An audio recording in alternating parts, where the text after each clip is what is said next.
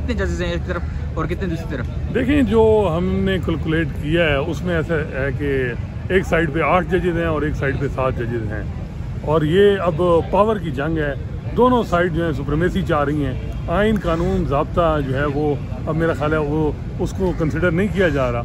अमूमन कानून ये होता है कि जब किसी जज का आर्डर होता है तो रिव्यू में उसको बिठाया जाता है, लेकिन यहाँ जो अब बेंच बनाया चीफ जस्टिस ने, उसमें 6 रुकनी बेंच बना, उसमें जस्टिस काजी फाइसा और जस्टिस अमीनुद्दीन खान नहीं हैं, इसके अलावा दूसरे जजेस नहीं हैं। तो क्या वजह है, क्यों ये इस तरह की चीज़ें? मेरा ख्याल है लेजिटिमेसी क्या होगी इस आर्डर की?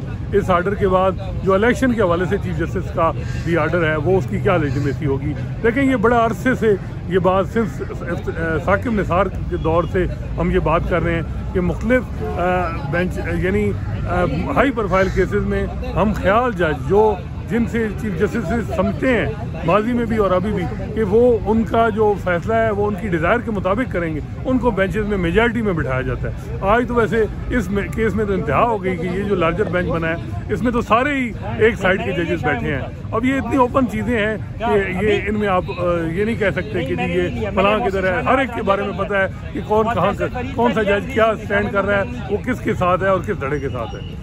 अब दूसरी तरफ जो जजेस हैं क्या वो वाजे हैं इस स्प्लिट में या उनमें आपस में कोई इत्तेहाद नहीं है? देखिए, उनमें थोड़ा सा अप्रोचेस का बहुत फ़र्क है। जिस तरह आप देखें जैसे काजी जैसे याहिया अफरीदी, उनकी सोच बिल्कुल डिफरेंट है, जैसे अतर मिल्ला की सोच बिल्कुल डिफरेंट है।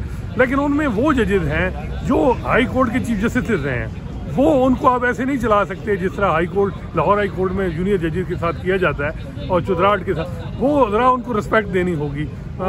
वैसे उनके व्यूज़ में आपस में बड़ा इख्तिलाफ होगा, लेकिन वो अब इस पॉइंट पे हैं कि जो चीफ जस्टिस का इख्तियार है वो रेगुलेट होना चाहिए। लेकिन मसला ये आ रहा है कि चीफ जस्टिस का इंतज़ामी इख्तियार इतना लामुतनाई है कि उसको कोई रूल के मुताबिक उसको कोई चैलेंज भी नहीं कर सकता। अगर चैलेंज करेंगे तो वो इंडिपेंडेंस ऑफ जुडिशरी के नाम पे वो लॉ स्ट्राइक डाउन हो जाएगा। तो इस वक्त जो जंग बड़ी खुली है, तो चीफ जस्टिस उमर साहब बंदयाल जो हैं वो उन्होंने वज़ाहिर ये लग रहा है कि अपने धड़े के साथ वो पूरा खुल के जो है अब जवाब दे रहे हैं, और उनके पास जो इंतज़ामी पावर है वो असल एडवांटेज उनको ज़्यादा मिल रहा है उस चीज़ का। वो ये है कि बेंचेस की कंपोजिशन या जो भी जुडिशल आर्डर जिस तरह ले लेना, दूसरी साइड पे जो है वो है ही नहीं उनके पास जुडिशल आर्डर, तो ये प्रॉब्लम आ रही है। सबीउल हसनैन, आप बताएं, अब जो 6 जजेस सामने आए हैं, दूसरी तरफ 8 हैं, तो अब आप क्या देख रहे हैं? स्प्लिट का क्या नतीजा निकलेगा? देखिए, बात यह है कि सबसे पहले जो है तो अपने इदारे के वक़ार की बात आती है। जस्टिस काजी फाइसा साहब जो उन्होंने एक लेटर्स लिखने की रविश अपनी आदत शुरू की, जो हमने देखा जस्टिस काजी उनके ख़िलाफ़ जो रेफरेंस आया था उसमें भी लेटर्स लिखे गए थे। और अब हर चीज़ यानी जो इंटरनल मामला है वो आप लेटर लिख के और फिर उसको मीडिया पे रिलीज़ करना, इससे और कुछ नहीं होता, इदारे को नुकसान होता है।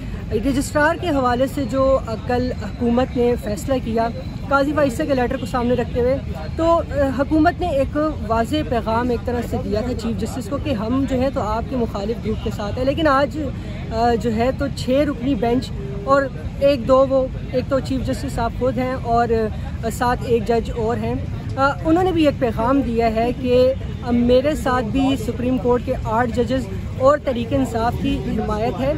अब सिचुएशन बिल्कुल हेड ऑन की तरफ चली गई है। अब जो है तो इस तरह से मामलात चलने से जो है तो इससे बेहतर यह है कि इंटरनली ही बैठ के जो है तो इन मामलात को हल करना चाहिए, वरना फिर माजी की तरह एक कॉज लिस्ट जो है तो वो अलग से जारी होगी, दूसरा ग्रुप जो है वो अलग से जारी करेगा। ये एक अच्छी वो प्रेसिडेंट सेट नहीं हो रहा है।